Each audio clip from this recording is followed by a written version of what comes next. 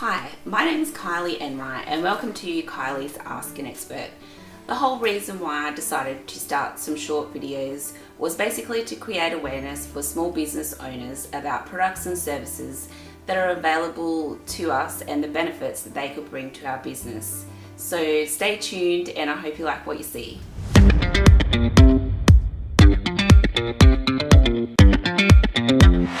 Hi everybody, my name's Kylie and today I'm here with Chris from Up Coaching.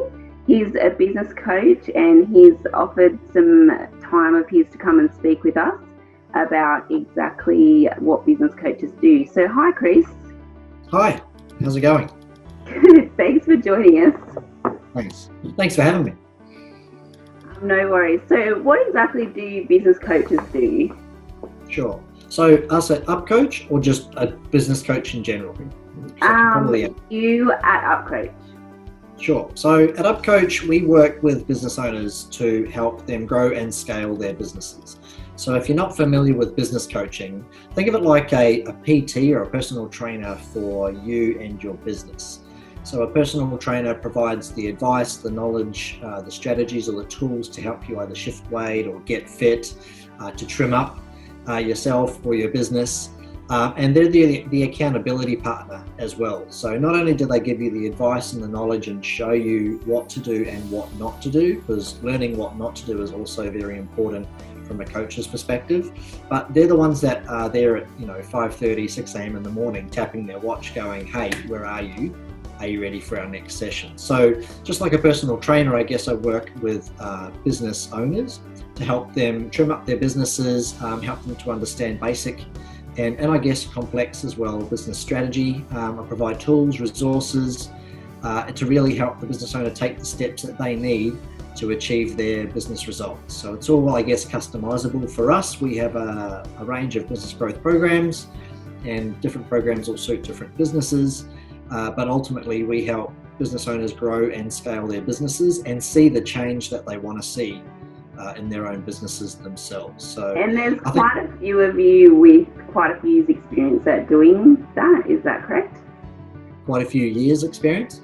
Yeah, so I've been coaching businesses now for over 4 years, and I was actually speaking to a client the other day. I did some very quick math through my head and through one of the programs I use, and I've probably worked with over 100 business owners face to face now. So we've got a diverse range of skills and experience just from that. I think I added up roughly, it was over 1,600 one-on-one coaching hours to date.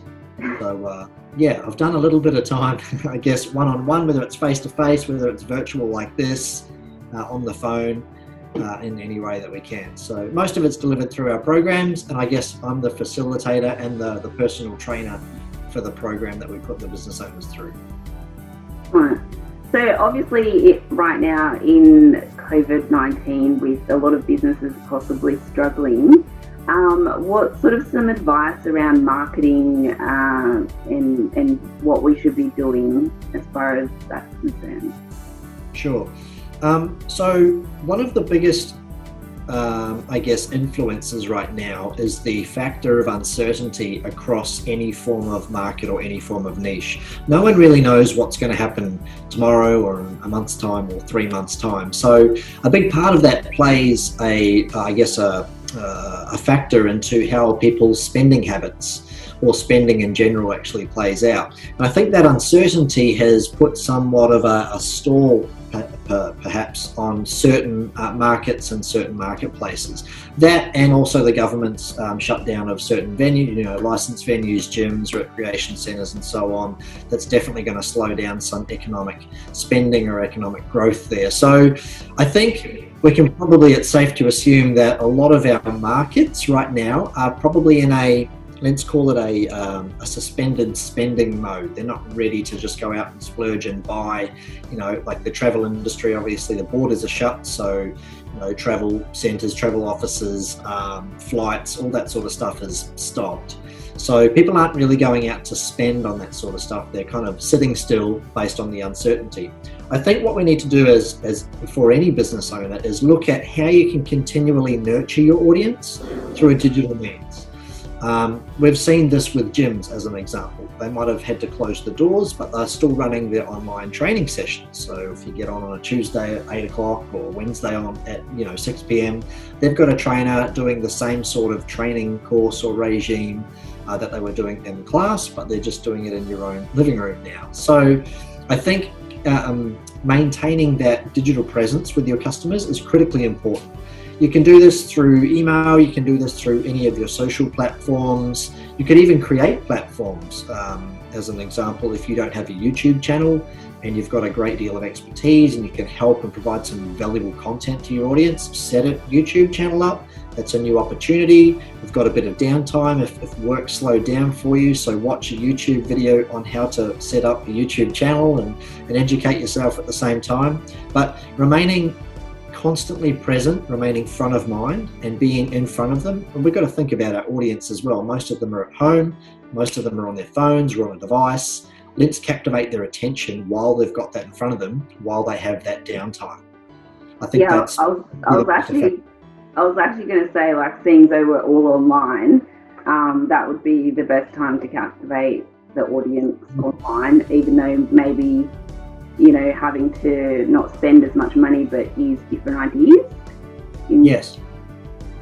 Yeah, I don't think, like, people will spend again. They're just not spending right now based on the uncertainty. So I think keep grabbing their attention and letting them know, particularly for your people that have purchased from you in the past, letting them know that you're still around, you're still active, you still care about them, you still want to provide them with value. That's really important. Whether you do that through static posting, videos, through your social platforms, you can do it in a great range of ways, but just remaining present in their mind is very important. We spoke about this briefly before the call around, when times get tough economically, the big fast food franchises of the world, they don't stop their advertising spend. They just keep going because they understand that if they lose market share by cutting their advertising spend, they're also going to lose market share in terms of spend. So, that's just an example of wanting to maintain that momentum that you have with all of your marketing or advertising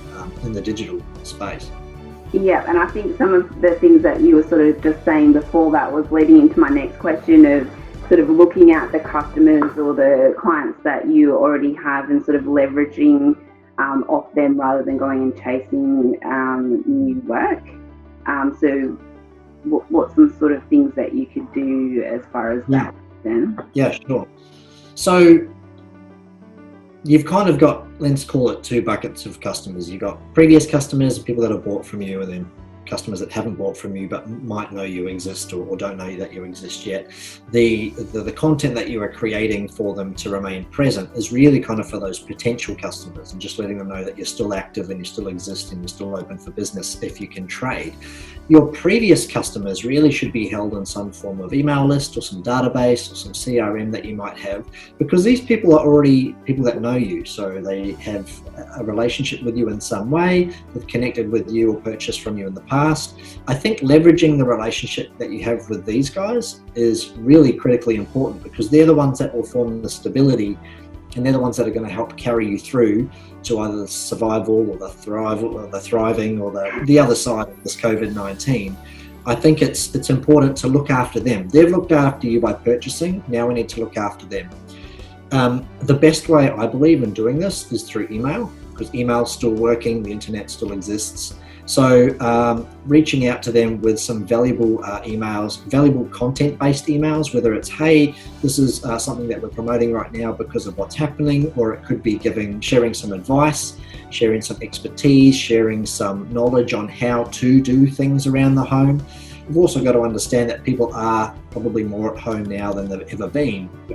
So from a pest control perspective, you might be able to create a 5-step process or a video around 5 steps or 5 things that a homeowner could self-check on to determine whether they need a service or something like that. And there could be 5 simple things that, as pest controllers, and you always look for. Why don't we help educate our audience? Because that will in turn lead to work eventually. It might not be today, it might be in a month or so.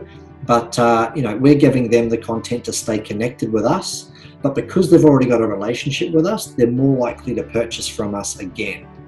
Yeah. So I think that's why it's so important to leverage our current relationships through and our just database. keeping relevant as well, front of mind, in their sort of space all the time. If it would come up, then hopefully they would purchase from you. Yeah, completely. And I think letting them know, communication is one of the things we've been speaking with a lot about with clients, which is just communicate with your audience. Like, let your previous customers know what's happening for you guys right now. Because unless you tell them, they're not going to know. So it's interesting. I was speaking to a client the other day, and he sent out an email to his previous list, and some of them didn't know he was even open. So, this guy sells products kind of brick and mortar and online. Without sending that email, some of his clients may never have purchased. So just the simple form of communicating to your audience to say, hey, this is what we're doing, this is the mode we're operating in, how can we best serve you, or here's some pieces of value to kind of tie you over the next few weeks. We'll be in touch regularly with you. Just that form of communication, I guess it provides that form of certainty for your customer lists so that they can purchase from you in the future. So that's Kylie's Ask an Expert. If there's any topics that you'd like to hear about, then please comment below and I'll do my best to source them out for you. Thanks again for watching Kylie's Ask an Expert.